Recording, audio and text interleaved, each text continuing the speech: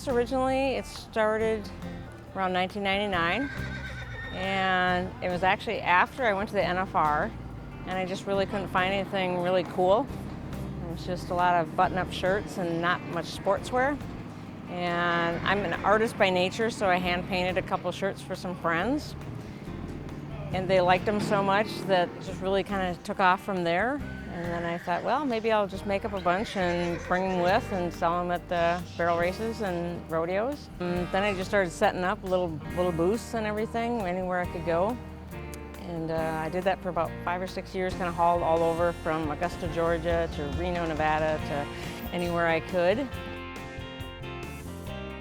And really realizing that it was a niche that nobody had really noticed yet, that the barrel racers really wanted to wear something more fun and cool and not just your typical button-down shirts and tight, high-waisted jeans.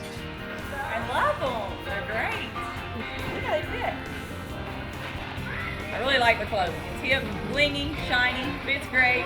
Wash is good too.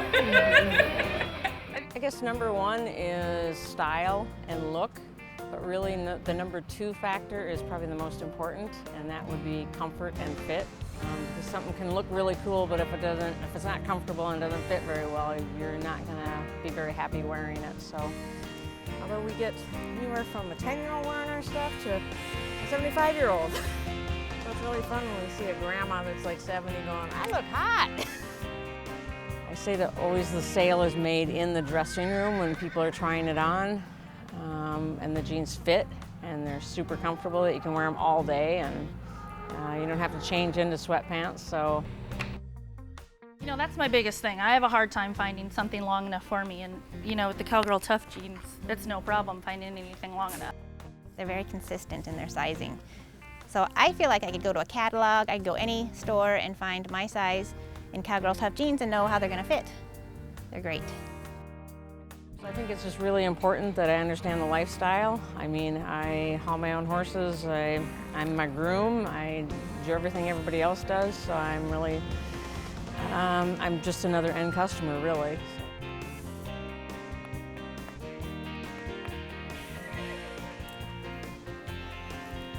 So anyway, for the last 5 years, I really haven't gotten to do a whole lot of barrel racing. I went through about 4 nasty horses that really weren't my style. So this is the first guy that's come along that can kind of take the place of my 22-year-old that is semi-retired. But if I start with Mater, I do want to back up to Bird's Bonanza, because really he's the one who helped me come up with one of the phrases of why I barrel race. Smashing some cans, eating some dust, running in the mud, all for the rush. So it really started with Bird. He's on all the tags. As I'm sure other barrel racers and cowgirls know, it's hard to replace a really good horse. And Mater just happens to be that horse that can finally take that place. So it's to wear all of Bird's saddle and breast collar and everything. So it's exciting to kind of get back into the game and actually get something done. And it's kind of like a family environment. Everybody kind of gets to know each other and root for each other. So some of my best friends are in the barrel racing industry. Kind of odd for a cowgirl to run up or grow up in Minnesota. Everybody's like, we have rodeos up there? I don't feel like it was not meant to be. I feel like it was really meant to be, that cowgirl isn't where you're from, and it's not, you know, what your last name is or the big ranch you grew up on, but it's really more of a spirit, kind of a lifestyle of, you know, being confident, really being a confident woman or girl, and just never giving up, I guess. That's kind of the whole spirit of that. You know, about Lisa, I can say she is not what you expect when you're expecting to meet somebody that owns a clothing company. And she is so humble and so down to earth, and I feel like I knew her really well immediately. There was no pretense. She's just great. I mean, I feel like I've known her forever, and I have not known her that long.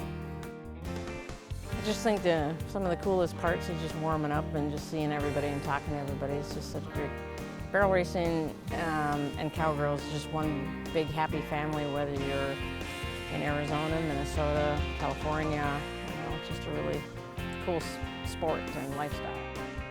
So the slogan of even though you've been buck, kick, bit, and stomp, never give up is for two things. It's dealing with the horses and not giving up on that, but then for me it was not giving up on a dream. I guess that I came across one late night just trying to figure out, why am I doing this and stuff, and it just kind of all came to me, wrote it down, and I've been living by it ever since. So the cool part is that other people have now told me how they've been living by it, and it inspires them, which is, I'm kind of in awe of that. I just want to let everybody know that it's not just about me that got the company here where it is. I really have a great support system, a team, and that started with my husband and my daughter and my family, and now it's grown into a big team. So it's been quite a wild ride, I say.